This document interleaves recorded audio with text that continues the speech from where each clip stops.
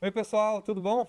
Estamos aqui hoje com Nara Lima para falarmos um pouquinho mais sobre o lançamento do livro Visão ESG, Negócios Resilientes, livro que tem sido bastante comentado e trabalhado entre os profissionais da área, principalmente pelo que eu estou sabendo nos bastidores, muitos C-levels no Brasil já, que a Nara tem eh, trazido esse assunto com muita competência, falando muito principalmente de governança.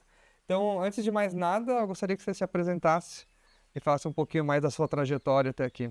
Legal. Bom, primeiro queria dizer que é um prazer estar aqui com vocês. Gabriel, obrigada pelo convite. Time Deep ESG, sempre um parceirão de longa data. Longa Desde o data. início estamos aí falando, trocando e integrando mesmo, né, ideias. Bom, sou uma profissional que trabalho com isso desde 2003, estamos aí falando de praticamente 23 anos, né? Não, 2003 23 anos.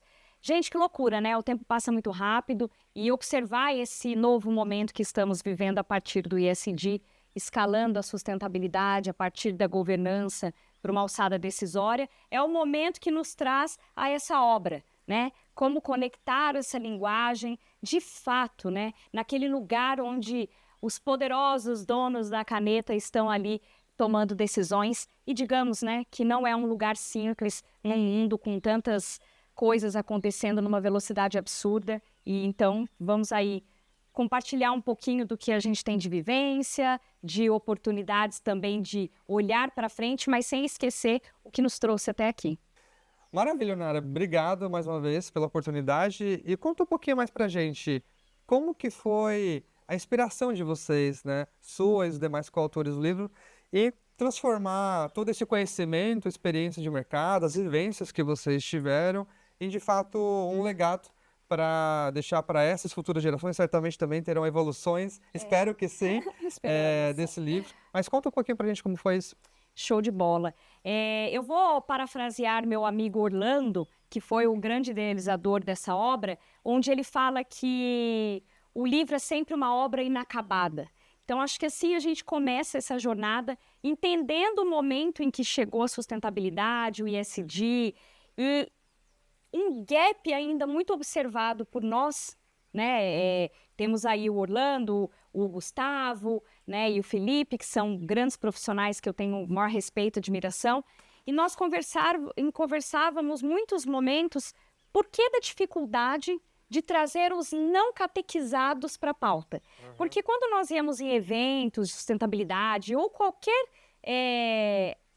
situação que o pilar fosse ESG ou sustentabilidade, era sempre o mesmo público.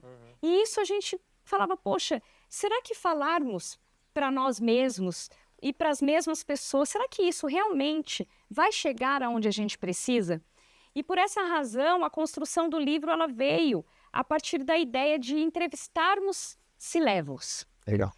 e tentarmos ao máximo captar as ideias as quais foram compartilhadas por eles e por elas, num fio condutor que subsidiasse a partir de dados e informações consistentes, para não cair naquele risco, pessoal, de que sustentabilidade é algo aspiracional, algo que não aterrissa, que não se materializa. O nosso maior objetivo com esse livro, Gabriel, foi ampliar a visão para esses tomadores de decisão de forma muito pragmática e que fosse tão integrada na linguagem a qual eles estão acostumados, que ele talvez nem lembraria que o livro está falando de ESG, mas ele entenderia que é sobre negócios.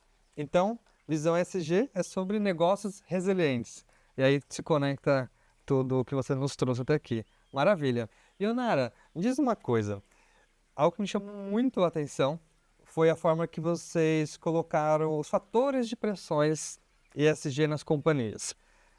4, a princípio, que vocês identificaram, sendo emergências climáticas, um deles. Depois, a reconfiguração do fluxo de capital, isso é bem interessante. A escassez de recursos, que é algo já visível e inexorável.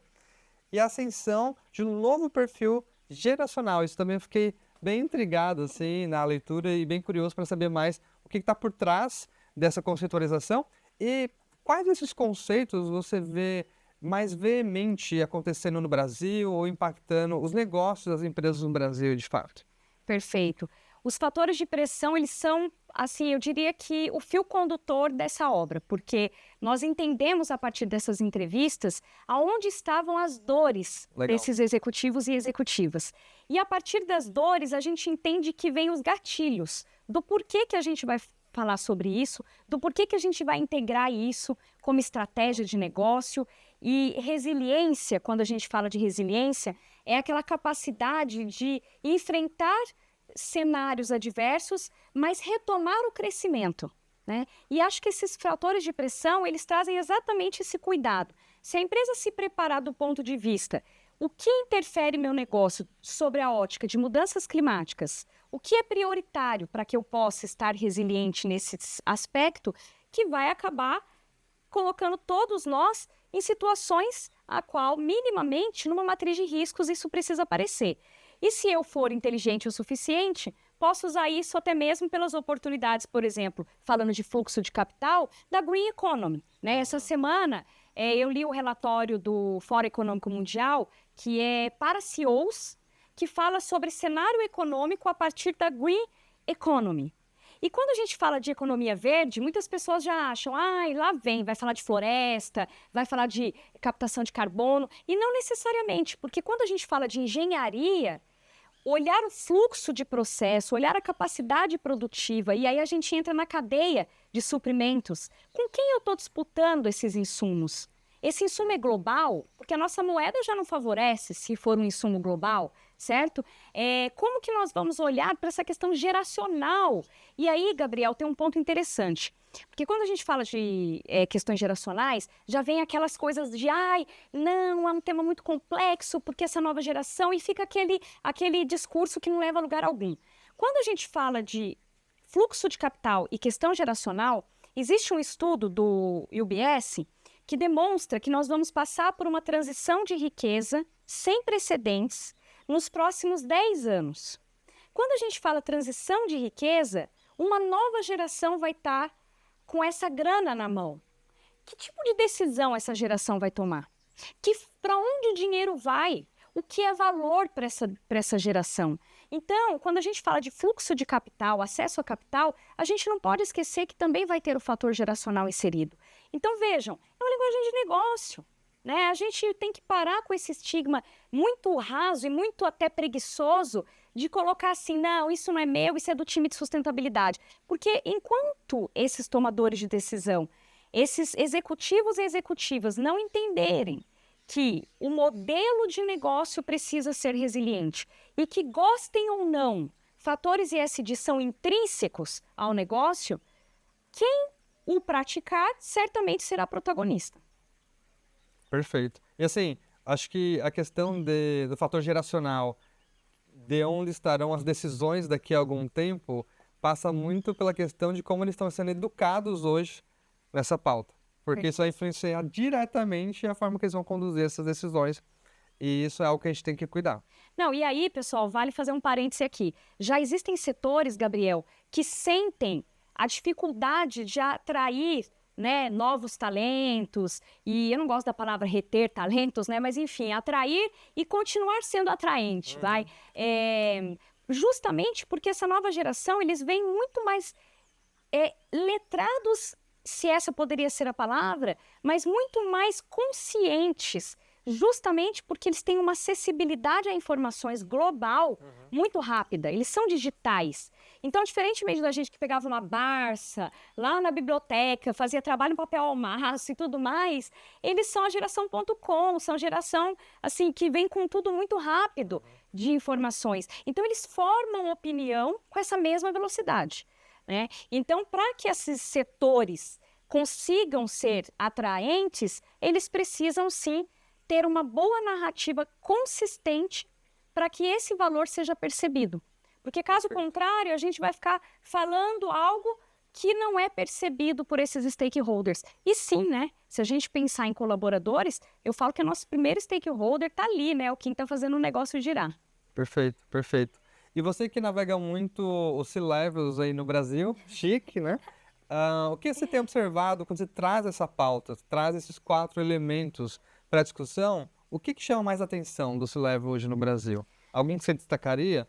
Olha, Gabriel, essa é uma resposta que eu gostaria de ter algo muito mais interessante para dizer, mas diferentemente do que muitas pesquisas demonstram, essas pesquisas de C-Level, que todo ano a gente tem várias boas pesquisas, aparece muitas vezes como uma pauta relevante. Mas fica muito superficial ainda. Se você aprofundar, ele vai chamar alguém do time de sustentabilidade para conversar. Não, esse tema não é comigo. Então, isso me assusta um pouco. E hoje eu vi um dado que eu achei interessante, que falava assim, dessas pesquisas todas, sobre governança, compliance, imagem e reputação, o que dessas pautas os C-Level estavam olhando e os conselheiros, que ainda entram os conselheiros nessa conta corrente. E aí só 15% falaram que ESG é uma pauta que realmente eles percorrem. Daí tinha lá um 24%, 22% compliance, outros imagem e reputação. E a resposta que eu fiz ao colega que postou essa informação eles não entenderam ainda do que estão falando, porque todos os itens eram sobre ESG. Então, por que as pessoas ainda segregam? Então vamos falar de mudança climática, força de trabalho, questões geracionais, e lá embaixo está assim, ESG. Eu falo, gente, peraí, tudo isso é ESG, de alguma forma, né? A gente fala de crise geopolítica, é governança, tem impacto social, tem impacto ambiental. A gente fala de fluxo de capital, tem toda uma questão de como eu estou preparado para acessar esse capital, né? A primeira responsabilidade de um executivo é o lucro. Então, aos colegas de sustentabilidade que se apegam tanto a excluir o lucro, eu digo, se aproximem do lucro, gostem do lucro, porque a primeira responsabilidade de um executivo é o lucro. Tem dever fiduciário, tem tudo isso. E como que ele vai gerar esse lucro? Aí nós entramos, porque o como é muito importante. E o como ele coloca ali o social, o ambiental, governança estruturando tudo isso. Então, no final do dia, se eu pudesse responder assim, depois de tudo isso que eu falei, porque eu não me aguento, né? Não dá para ser pragmático, apesar de eu falar muito de pragmatismo, é uma pauta ampla e não tem bala de prata, eu diria que governança é o que já escalou. Por essa razão, eu gosto tanto do ESG, porque ele foi a única linguagem que aproximou desse C-Level e também do mercado financeiro.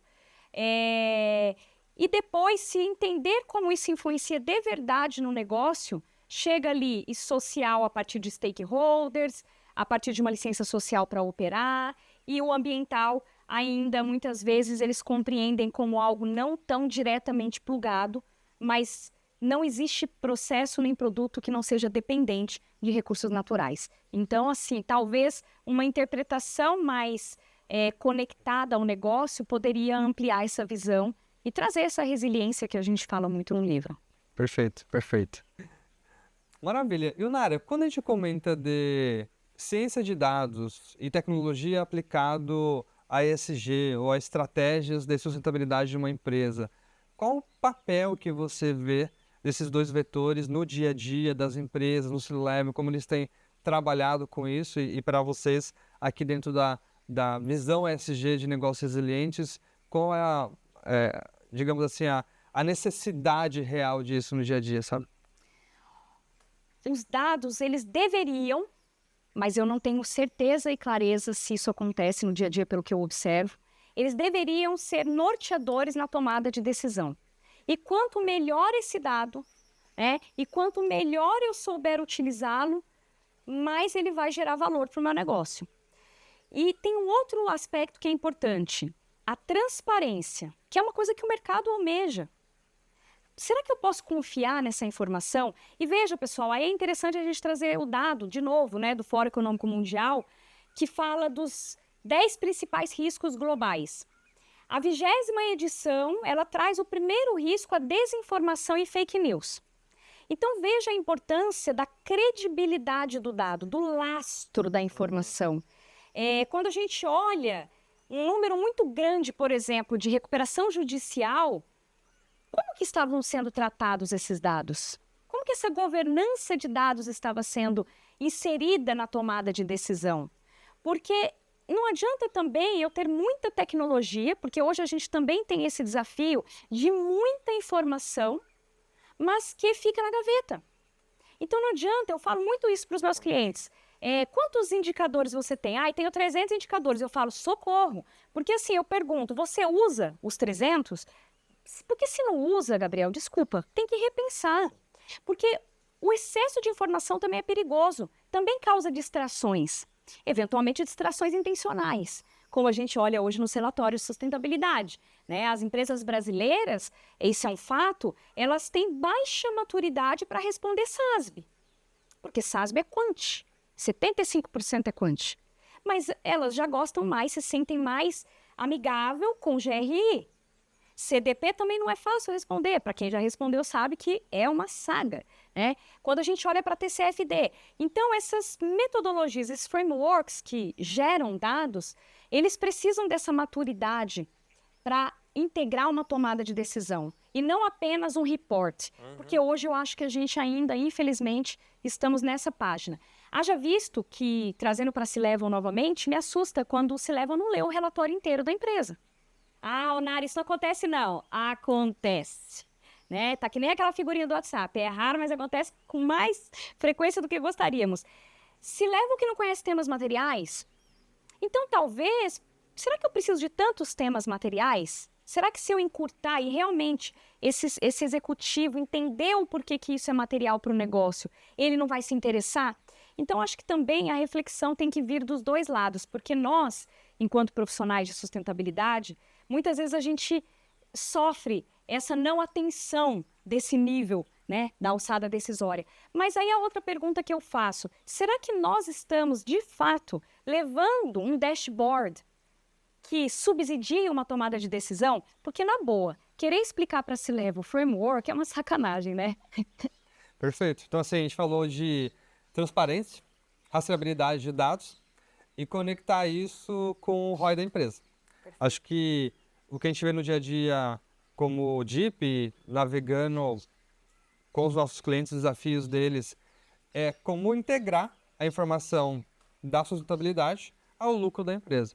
Então, acho que um grande takeaway que eu tiro já dessa conversa e que foi muito parte também da leitura do livro é isso. Acho que quanto mais a gente conseguir fazer essa conexão, né, conectar esses dots, igual o pessoal fala, mais eficiência a gente vai ter e mais apoio para que o C-Level das empresas invistam nessa pauta e que essa pauta, de fato, se mostre economicamente favorável à empresa dentro do escopo da governança dos aspectos socioambientais. Igual você mesmo mencionou uma vez, a melhor tradução do ESG aqui para a nossa língua portuguesa é a governança dos aspectos socioambientais. Perfeito. É sobre isso, né? Ou seja, sem governança, gente, esquece socioambiental, voo de galinha, não escala decisão, não escala estratégia. Aí sim a pauta se torna algo à margem do negócio, com dificuldade de integrar o business core, né, da empresa de fato. Então, é basicamente isso mesmo. Perfeito. E o que você recomendaria, Onara, para o board das empresas, quando eles pensam na resiliência do negócio deles daqui a 10 anos? O que diferente na tomada de decisões eles precisariam agir hoje? Primeiro que não existe futuro sem hoje, né? Acho que esse é um fator que as pessoas negligenciam muito. Futuro. Tá, mas futuro é decisão que você está tomando agora, né? Agora, a visão de futuro é importante. Como você conecta essa decisão hoje para olhar no longo período, no curto, no médio, no longo, proteger, gerar capital, enfim, tudo isso é muito importante. E aí tem um fator que, com a velocidade da mudança que a gente observa e com a dificuldade de ter previsibilidade, tudo isso desafia mais ainda em como, de fato, tomar decisões hoje que garantam essa resiliência no longo prazo. O que eu sempre digo é que a capacidade de antecipar tendências é muito importante. Legal. Tem alguns exemplos bem clichês que eu faço, mas eventualmente a nova geração, inclusive, até não curte a minha piada porque não conhece, mas aqui é um ambiente bem democrático e amplo, né, internet. Eu pergunto assim, você tem um BlackBerry? Alguém aqui tem uma câmera da Kodak? Alguém aqui come o chocolatinho, cigarrinho ainda? Dá para o filho? Né? Então, os stakeholders, os consumidores vão demonstrando o que é interessante para eles. Cool. Hoje, se você olhar no setor de alimentos, todos já têm muito mais informação que antigamente. Gente, eu tomava tubaína pra caramba. Eu não quero nem imaginar quanto de açúcar a tubaína tinha. Mas era feliz com a tubaína. Ou não tinha essas informações, X% disso, daquilo, a composição, alto teor de gordura, alto teor de açúcar. Hoje, essa demanda está muito mais exigente. Então, entender a velocidade e entender setorialmente para onde isso está dando uma direção é importante. E olhando para o cenário Brasil, infelizmente, Gabriel, e saiu agora a última pesquisa que demonstra que o Brasil ele está na posição 53 de competitividade. Ah, Nora, mas o que quer dizer 53? São 69 economias. Então, nós somos a posição 53 de 69 países, economias. Olha o quanto nós estamos num perigo danado de não ter essa resiliência. E por quê? Porque a gente é um país ainda de commodity, nós ainda não temos a capacidade de escalar em tecnologia, né? Hoje eu estava vendo um dado interessante falando sobre os chineses vindo para o Brasil. Eu sempre falo, é um fato. Como eu vou lidar com ele, como eu vou me preparar para ele, aí é estratégia. E aí esse board, ele ao invés de olhar no retrovisor, ele tem que olhar farol alto, lá na frente. E às vezes eu percebo que isso não está acontecendo. E aí eu trago até uma brincadeira assim. Imagina vocês dirigindo um carro, eu coloco um papelão no seu retrovisor, um papelão, e você vai dirigir só pelo retrovisor. Dá bom ou não dá? Lógico que não vai dar bom. Então, essa questão de discutir muito o que já aconteceu e discutir muito pouco o que está por vir, nos coloca num lugar de pouca capacidade de seguir crescendo. Por isso a gente vê market share reduzindo, né? Aí todo mundo quer reclamar dos chineses, dos competidores, mas o fato é que, enquanto a gente estiver discutindo coisas que já aconteceram, não vai haver tempo para discutir o que está por vir. E aí eu sempre digo uma frase de um professor que eu tive, de tecnologia, que ele falava assim, ninguém faz nada brilhante no tempo que sobra. Exato. Então a gente está tão feliz e tão empolgado em ser muito ocupado. Nossa, minha agenda tá uma loucura, virou legal, virou chique. Ah, meu Deus, como é que eu vou falar assim? Você me chama para um café, eu falo, claro, vamos tomar um café. Não, eu tenho que falar que a minha agenda tá uma loucura. Isso virou bonito, mas não deveria. Porque enquanto eu tô atolado pensando em problema e pensando no que já passou, tem alguém pensando no que está por vir e está antecipando essas tendências e certamente vai beber água limpa. E água limpa quer dizer o quê? Muito mais oportunidade. Ótimo, ótimo. Então aqui acho que de takeaways eu fiquei com a questão de previsibilidade. Dentro de previsibilidade, abrindo essa caixinha, olhando para tendências. E tem algo que os americanos falam muito, né? Que é go first and lead the way. Então, eu acho que... Bem assim. Por isso que eu gosto dos americanos. O pessoal reclama, mas, gente, é um pragmatismo que assim, a gente deveria... É o que é. Por isso que o SASB é pragmático, né? O SASB é um framework, um indicador que os americanos construíram. Então, assim, é muito pragmático. Muito pragmático. Então, acho que fica esse takeaway e reflexões para agirmos no dia a dia e impulsionarmos essa pauta. E, Nara, falando de COP30 no Brasil, tivemos a oportunidade pela DIP de participarmos esse ano. Para a gente foi bem relevante, até por conta do projeto das emissões das cidades brasileiras junto com o MMA, que estamos desenvolvendo, liderado pela ANAMA, apoiado pela CNBB também. Foi uma oportunidade para a gente expor o projeto, conversarmos com fundações, stakeholders internacionais também, mas queria ouvir a sua opinião, a sua percepção sobre os resultados e principalmente o que você espera a partir daqui. Gabriel, então agora nós vamos falar do quê? Vou até tirar o óculos aqui, porque, COP30 é um evento que merece o olho no olho aqui, ó. Primeiro, assim, né, dizer que imputar ao Brasil qualquer tipo de expectativa de fracasso ou de sucesso não é nem justo, porque a COP foi realizada no Brasil, entretanto, é um evento global, né? E olharmos para uma linha do tempo, que nós estamos na 30ª edição, eu gosto de olhar esse histórico. O que está realmente sendo funcional para esse modelo de COP? E aí a questão que eu trago, por exemplo, a oportunidade que vocês tiveram de levar um projeto estruturado, né, de apresentar soluções que têm a capacidade da implementação é muito legal. Porque se falou muito, eu não fui à COP, não estive na COP, até porque não tinha nenhuma função que justificasse a minha ida.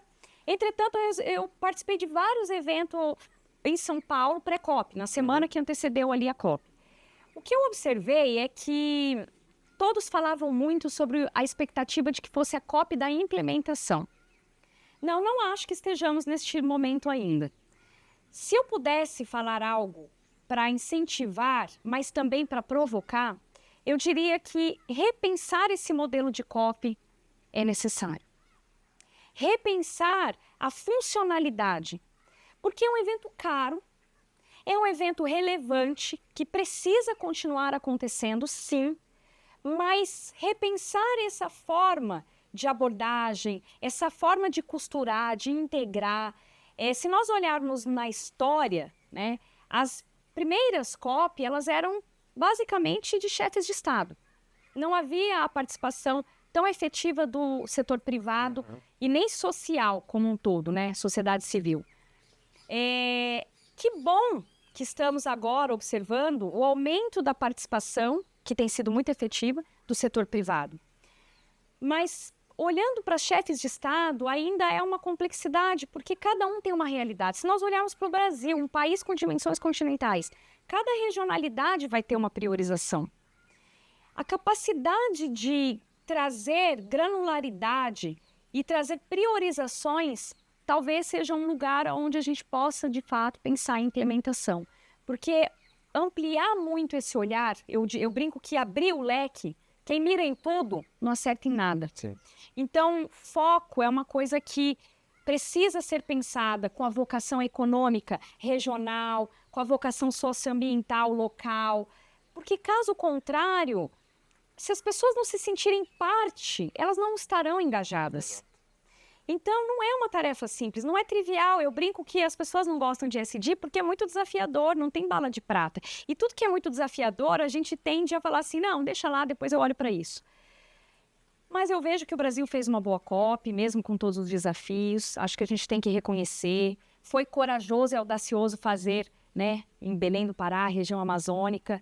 E o saldo, eu acho que a gente tem que olhar sempre o copo meio cheio e entender que é uma discussão que não pode parar de acontecer. Talvez a forma como está sendo feita precisa ser, de fato, aí, repensada. Perfeito, perfeito. Obrigado pela reflexão. E aqui caminhamos, então, para o encerramento desse bate-papo. Queria agradecer imensamente pela oportunidade da conversa, pelo tempo disponibilizado. Eu sei que você está super chique viajando pelo mundo inteiro agora. Quem me dera, que E é muito difícil te Estou fazendo encontrar. coisas brilhantes, estou tendo tempo para. Mas assim, agradeço pela parceria de sempre e também por conduzir essa pauta nos bastidores, com os C-levels, com os boards, com quem está tomando decisão. Acho que você representa muito bem a leitura de implementação de negócios resilientes no Brasil. Então, obrigado pela oportunidade. Obrigada e quero aqui agradecer aos meus colegas que estiveram aí, né, muito protagonistas, como eu falei, a ideia inicial foi do Orlando, e eu aprendi muito ao longo da construção desse livro, não somente com os C-levels que foram entrevistados, mas com os meus colegas, que assim, foi os bastidores mais incríveis, assim, foi uma grata surpresa que eu tive. Então, obrigada pela DIP, por também reverberar, né, a gente tem o Paulo, que é membro do conselho da DIP, que esteve conosco no livro, gentilmente, com uma visão global sensacional, mas com uma capacidade de aterrissar para a realidade Brasil. Então, a entrevista dele foi sensacional e agregou muito valor aqui a esse livro. E que possamos seguir juntos. Se eu pudesse deixar uma mensagem final, por favor. Você me perguntou, mas eu gosto dessas coisas. Eu acho que a mensagem final que eu deixaria é que nós estamos no momento de pararmos de gastar energia ao segregarmos a pauta, mas precisamos nos empenhar em integrar a pauta. Né? Então, ficar com essa coisa de o novo ISD, a sustentabilidade é mais importante que o ISD, eu acho que quando a gente se dispõe a discutir isso, é porque a gente não está remando para o mesmo lado, a gente não está potencializando algo que, no final, é a mesma pauta. Né? A forma de abordar, a forma de tratar tem que ser mesmo diversa. para que ela possa ser potente. Mas eu acho que ainda falta essa visão integrativa e menos segregadora. Então, esse é o meu desejo, né? Que a gente possa ser mais parceiros e menos debatedores, né? Para que uma coisa seja em detrimento da outra. E sustentabilidade não é sobre isso. Nara, mais uma vez, muito obrigado. E para o pessoal que nos assiste e acompanha o material da DIP, essa entrevista estará em todas as nossas redes também, o link para que vocês possam usufruir desse benefício da leitura do livro. Nara, por favor, fala suas redes para nós e por onde nosso público pode te acompanhar. Obrigada, Gabriel. Primeiro, assim, pessoal, para quem ainda não segue, vale seguir a DIP, é um timaço que eu tive a oportunidade por várias vezes de trocar, como eu falei no início da conversa. Então, é um time que gera conteúdo de qualidade. Pelo amor, é o que precisamos. Vamos focar em conteúdo de qualidade, elevar essa abordagem. Eu também estarei compartilhando certamente esse bate-papo nas minhas redes. Para quem quiser acompanhar meu conteúdo, Onara Lima no LinkedIn, tem onaralima.com.br também, que é o meu site, também no YouTube, tudo a mesma rede. Onara não é um nome tão comum, então acho que não vai ser tão difícil assim de achar, né, Gabriel? Super fácil. É isso aí, brigadão mais uma vez, Onara. Pessoal, um abraço.